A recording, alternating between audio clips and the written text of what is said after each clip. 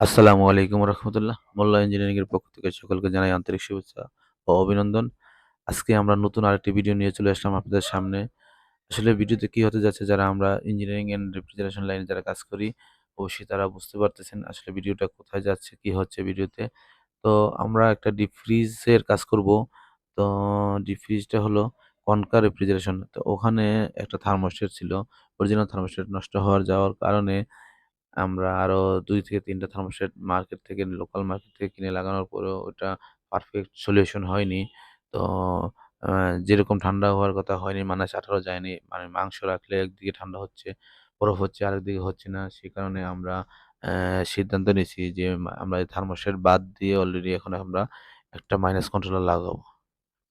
উম minus controller লাগাবো। এখন এই কাজটা কতটুকু যুক্তিসঙ্গত এবং কতটুক আ সাকসেস হতে পারবো সে বিষয়ে আপনারা আমাদেরকে ভিডিওর কমেন্ট বক্সে অবশ্যই কমেন্ট করে জানিয়ে দিবেন এবং আমার চ্যানেলটিকে সাবস্ক্রাইব করবেন। আমার চ্যানেলটির নাম হলো মোল্লা ইঞ্জিনিয়ারিং অ্যান্ড রেফ্রিজারেশন।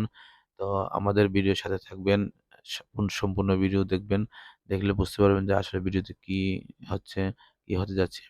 তো আমরা এখন আমাদের যে রেফ্রিজারেশনের যে টেকনিশিয়ান, সে কন্ট্রোলারের যে বেস শিট কেটে শিট দিয়ে ওই বেস রেডি করা হচ্ছে। তো আসলে এটা আমি কখনো করি নাই। কন্ট্রোলার লাগানো থার্মোস্টেট বাদ দিয়ে।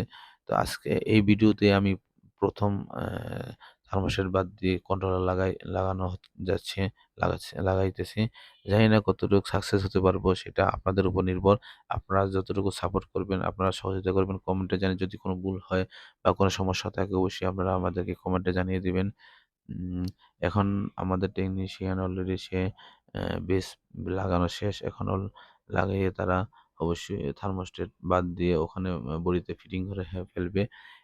তারপরেও আমার জানি কেমন জানি মনে হচ্ছে যে সাকসেস হতে পারবো কিনা। কারণ ৩ টা থার্মোস্টেট এক করে ৩ টা থার্মোস্টেট টুনিং করার পরেও সমাধান করতে পারি নাই। সমাধান হয়নি। কারণ বাজারের থার্মোস্টেটগুলো মনে হয় আসলেই খুব অনুন্নত, খুব খারাপ মানের। এ কারণে আমরা ওই থার্মোস্টেটটা একটা থার্মোস্টেট লাগানোর পর ওটা ঘন, ঘন হট হয়ে যেত। যেমন ধরেন ০.৫ ঘন্টা বা ৩০ মিনিট চললেই সে অটো হয়ে যেত। আরেকটা থার্মোস্টেট সে অটোই হতো না। মানে পুরা বডিতে আইস জইমা চাকা হয়ে যেত। ২ দিনেও অটো হইত না। তো চেষ্টা করলাম, চিন্তা করলাম যে আসলে এইভাবে তো কম্প্রেসারটাকে বাঁচানো যাবে না বা অ্যা পারফেক্ট সলিউশন না। তো আরেকটা নতুন থার্মোস্টেট বাজার থেকে নিয়ে লাগানোর পরেও দেখলাম যে না, সেম ঘটনা।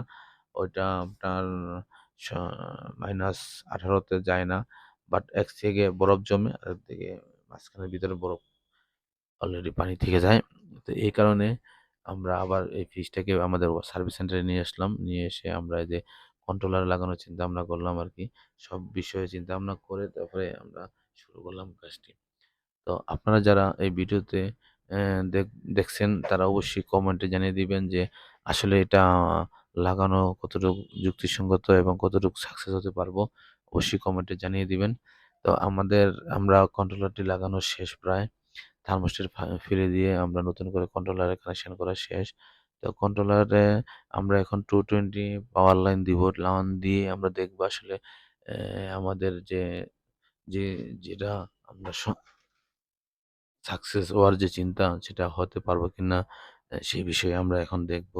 তো আমরা অলরেডি এটা সে সেন্সর লাগিয়েছি এবং 220 লাইন দিয়েছি এবং ইন আউট ২ টাই কমপ্লিট করে ফেলেছি। এখন আমরা যেই জায়গাতে থার্মোস্টেট ছিল, আমরা ওই জায়গাতে ফিট করে একটা রিপিট মেরে আ টেস্ট করার জন্য চালিয়ে রাখবো আরকি। দেখি আসলে আ অ কতটুক সাকসেস হতে পেরেছি।